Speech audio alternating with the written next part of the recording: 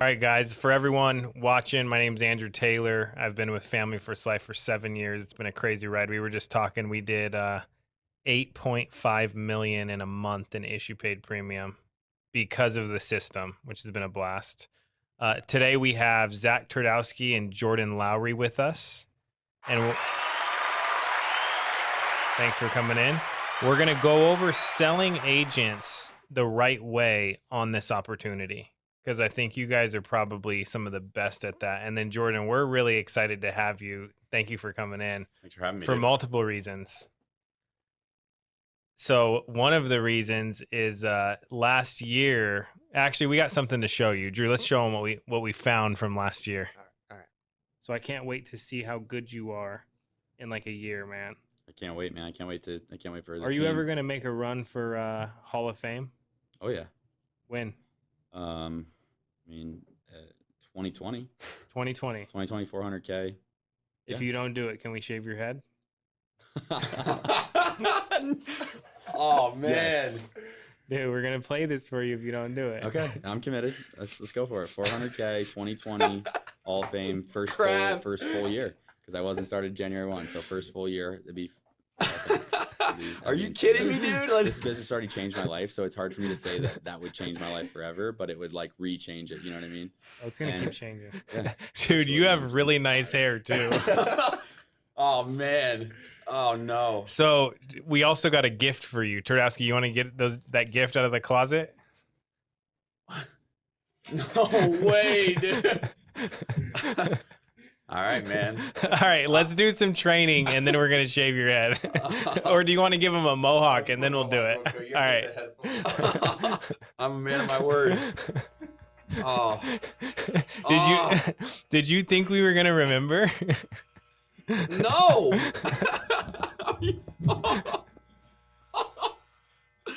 Oh, An man. agent actually sent it to us and said it was such a good training, but did you hit Hall of Fame? I didn't.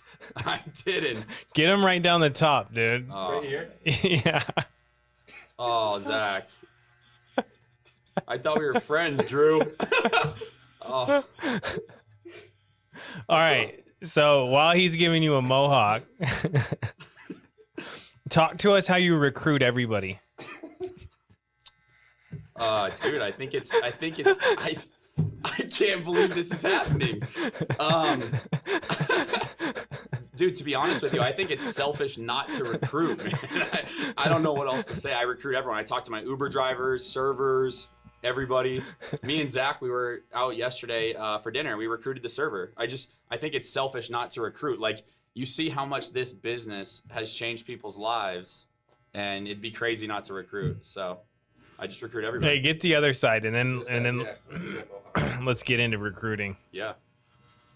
Oh man. Hey, while he's doing this, how long have you been with FFL? What's been your experience? So this is my 24th month, 2 years, and I should have hit Hall of Fame. So 24 months. We have about 120 agents, so we're doing right at 900 grand a month. So it's been pretty good. And what were you doing before? I was with another company for 6 months. I was at 40% comp, so I was pretty much just trying to pay my bills. Give him a little skinnier mohawk. A little skinnier mohawk? Yeah, Wow. that actually doesn't look too bad, dude. Yeah, buddy. A little skinnier Let's still? do yours next. Hey, I hit my goals, bro, That's brutal, dude. and I don't publicly say them unless I'm gonna hit them. Wow. I'm a man of my word. What can I say? How's that one? Good? Yeah. All right, let's finish and then we'll do the rest. All right, so let's talk about this. Best business ever. When you hire somebody, how do you give them realistic expectations of what it takes to succeed? Because your job as a manager is to kind of sell them on what the effort they have to put in to get a result. How do you do that? I think everyone can be coached differently. Every agent's coached differently. Everyone wants something different out of the opportunity. So I don't really sell them on FFL as much as I figure out what they want and then just try to work backwards, you know. And Now, do you say anything like, "Hey, you're gonna have to work this much. you're gonna work a lot. You're not gonna have a whole bunch. You're not gonna have work-life balance in the beginning because you got to get ahead. Do you sell them anything on that? Yeah, I mean, as long as that's their goal is to get financially free, I just say, are you going to be full-time or part-time? Okay, what does that mean to you? Okay, full-time here is 30 appointments a week. Anything less is part-time. And so I just try to be upfront about that as possible, because before I would try to make it sound easy, and I recruited a lot of the wrong people, and it really That's what I cost want to me. talk about. How do you not recruit the wrong people? You just got to be honest with people. I think you got to be insanely direct. Tell them, it's gonna suck. It's a new career. You got to be ready to do whatever it takes, and so you got to be a little crazy. But I think we should let Zac talk about that a little bit, because he has the most. We were going over numbers, and he has 10% of his team who hit Hall of Fame, and my team we had less than 2%. So I think he can speak to. Let's go over that. Get into him. Yeah, so I think early on I wanted to tell everyone how awesome this business was and leave out all the negative side of it. Yeah. And then what I started telling people was, I was like, I wrote 500 grand last year, but I traveled a ton. I worked really hard. I worked probably 60, 70 hours a week, and I wasn't really good. But if you work really hard and are willing to go through all the crappy days, this is for you. But if you're going to be someone who, if you go 0 for 15 and curl up in your shower in a ball in the shower and like want to cry, this is not going to be a good fit for you. Like, you should just not even come work with us. So I think I've gotten better at telling people that early on. I'm like, if you can't deal with the negative side, you should go do something else, like get a job. And I think that we've done a better job of not trying to recruit everybody and make it sound like it's all sunshine and rainbows, because it's not. You can make a lot of money, but you have to be willing to go through the ups and downs that come with being someone that owns your own business. So I talked to a lot of people about that early on. Even if they're hired, I'm like, this is going to be up and down, and it's going to be hard. But if you can deal with it, you're going to make a lot of money. But if you're not someone that can stomach the negative side and the risk, this is not a good fit for you. I always ask this question. I say, if Sean Mike worked with people on your team directly, do you think they would sell more? Yes, Definitely. So then I go, what could we do to be better at getting people to sell more? So what are some things he does? I think that something he does a really good job of is and better than anyone else, is empowering everyone to believe that they can do it. Like, he talks a lot before I or Jordan were with the company, but like talking to you and Paul, right? He talks about calls all the time about how everyone can sell 10 grand a week, and you guys didn't believe it, but he believed that you guys could all do it, right? And now he does it with everyone that says everyone can write 400 grand a year. And it's a testament, because the first year with the company, right, there was no Hall of Fame producers. My first year, 2018, there was 12, and this year there was 60, because he just all day long goes. There was 60 Hall of Fame producers. And yeah, 60 this year. Ed Terrell told me the other day that there was more female producers this year than there were total that hit Hall of Fame than there were total in 2018. Dude, so 60 people did over 400 grand on their own pin. Mm-hmm. Dude, the first year that Hall of Fame came out, I think there was like 6 people that did it. Yeah. That's insane. So I think, but to answer, that's what he does a really good job of, is just simplifying it. This business is not hard. People fill out a form. We go see them. Anyone can write 400 grand a year if you work 40 hours a week. And I think, like, when I was new, I believed it. Not micromanaging people? Would you say he micromanages people? No, like, he just simplifies it and goes, hey, anyone can do this. Get the leads, and he lets them figure it out. And then gets out of the way. Call me if you need something. Got to go. Bye. Now, if they don't figure it out, if you're training them and they don't figure it out, do you just say, go, maybe it's not for you, it's not for everybody, or what? Yeah, I think if I tell people, I'd rather, like, if you stick around at the company and sell a couple grand a month, it doesn't hurt me or FFL, but it hurts you and your family. So if you can't figure out how to write 15, 20 grand a month and you're not happy, you should probably get a job. Yeah. And then people either do that or they figure it out, and the right people will figure it out. Now, how much time have you guys spent, would you say, with the wrong people? Early on, a lot. And was it really frustrating? Yeah, I wanted everyone to feel what it felt like to go write 400 grand a year on your own pen and be financially free, because I understood how easy it was, because I wasn't good at sales and I did it. So I wanted everyone to do it, and I tried to drag everyone to do it. And I wasted a lot of time doing that. And now I've just figured out that the right people will kind of come to you and ask for certain tips, and then they'll figure it out on their own for the most part. They'll watch podcasts like this and figure it out on their own. So it's kind of like a good way to explain Sean would be he tells everybody the truth, Mm-hmm. right? Very direct. Very direct. And he doesn't go, hey, this is so easy. He just goes, it is easy, but if you put in the work. Mm-hmm. But you have to put in the work. You think anybody will volunteer to shave their head if they don't hit Hall of Fame? Anybody else? I'm sure there's someone out there that would. If would do it. anybody's watching and you want to volunteer to shave your head, put it in the comments, and we will sign you up for this. We even got special hair clippers just to shave people's heads. Can't believe this. I'll be here. I'll be the hair cutter for people that don't hit Hall of Fame. All right. So how much easier did it get when you just started telling people the truth? As in, because I remember I used to not want to tell people they had to buy leads. Have you ever done that? Yeah, I think that's natural. Like In the beginning. At first, it's just, I didn't come from any business experience. I didn't have a business acumen. So like, it just sounds scary than getting a check, but So I would recruit people, and the very last thing I would tell them, because I didn't want to tell them, is they had to buy leads, and I'd do it in a really soft way. Like, you don't have to. You can sell you can just sell people. and I'll kind of help you. And Yeah, then, and it yeah. ends up, you waste so much time. Beating around the bush. Yeah, it's horrible. So when this business became really fun for me, I'd go, hey, you have to spend $500 a week in leads to get 5,000 in premium. You have to spend 1,000 a week in leads to get 1,000 in premium. So if people didn't have enough money to they're like, I only have $200 to spend on leads, what would you tell them? I would say, so if they're going to put in work, Mm-hmm. I would say, okay, go get a bunch of leads. So you have a lot of people to go door knock, call, go crazy. But your first week is either make it or break it. Because if you have your $200 and you don't make a sale, then you're out of business. So let's say you go get 100 $2 instant internet leads that are whatever the 3-month-old ones, right? Mm-hmm. Or internet leads. Then I'm going to go, okay, you have to take massive action and you have to go make a sale. Because if you make a sale, now you're going to have $1,000. Mm-hmm. But you have to do it this week. Or you're not going to do really well if you're not investing in leads. Or you have to go get a job. Or you have to go and dude, I had a job when I started. There's nothing wrong with having a job and working on your days off until you work your way out of a job. Keeps you hungry. There's nothing wrong with that, dude.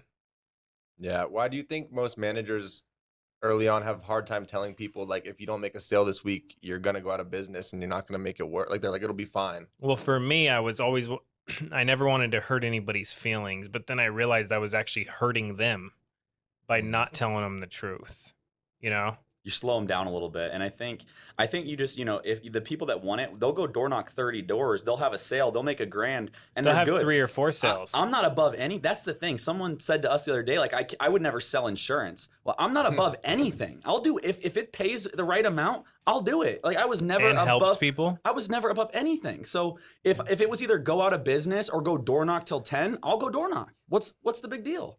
Yeah. That's the nice thing is you can work your way out of any situation with a lot of activity, even if you said Monday through Sunday. And apparently I didn't do enough. Yeah, you forgot that we'd remember we were going to shave your head. You know whose head I really want to shave is Grady's. Yeah. We should definitely do that. If at someone convention. catches Grady ever on your team, then he should get his head shaved. I like that. Yeah. Ever. He's a good sport. He'll do it. I don't know, dude. He has nice hair, and he loves his hair. Because we said we were going to shave his head one time if he didn't hit $1 million a month last year, and dude, he hit $1 million a month so fast. He worked like 7 days a week. He was not playing around. He was not shaving his head. That's great. All right. So, what have you seen on your team? A new agent. You communicate with them. It's hard work. Is there anything you've done to help get them going fast? Either of you?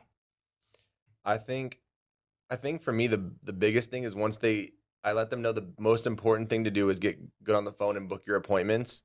And your first 10 appointments, don't worry so much about product or anything like that. Go meet with people who care about them, and I'll help you when you're in the home. And I always tell them, like, Andrew, you're really smart, dude. So you're going to figure it out really quickly.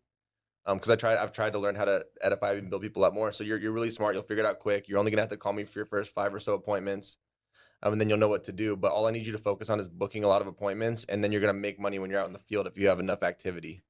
So all I'm trying to do is get them to get into the field and get in front of a few clients and see if you can run 20 to 30 appointments, how simple it is and how many checks you'll pick up. And then from there, the biggest thing I used to not do a good job of is I'm like, okay, they made sales, they're good. But then getting them after their first week to put money back into leads, like most of the money they make back into leads, so that they have cash flow forever. How do you know when to stop working with someone? For me, it's whenever I feel like it's really difficult and they don't want to take any of the advice I have. And I'll just be like, look, I know I'm young and I don't know much, but I know how to sell insurance at a high level because it's not difficult. And if you're going to do it your own way, I can't help you anymore. And I'm not saying you're fired, but I just can't, I don't know how to do it the way you're trying to do it. So if you want to do it your own way, I just can't be of any value to you and I can't help you. Yeah, that brings up a good point. What about someone who has all these ideas of how they can do everything better? Yeah, I tell them, like, I know this way works, and the company's doing $350 million, $400 million this year in 2020. We did 350 in 2020, right? And so that way obviously works. And if you want to reinvent the wheel, you can do that, but I can't help you and can't be a part of that. So That's huge to tell people, because people always think they can go figure it out, but they don't realize we've tried and are constantly trying everything. And then I usually point to a new agent. Now, how many people that are trying to build an agency in the industry, they ignore that. They let them go crazy and they don't say anything. They let him one agent was trying to do his own door knocker campaign, spent $5,000 having these door hangers put on doors. And I'm like, how many sales did you get? 0.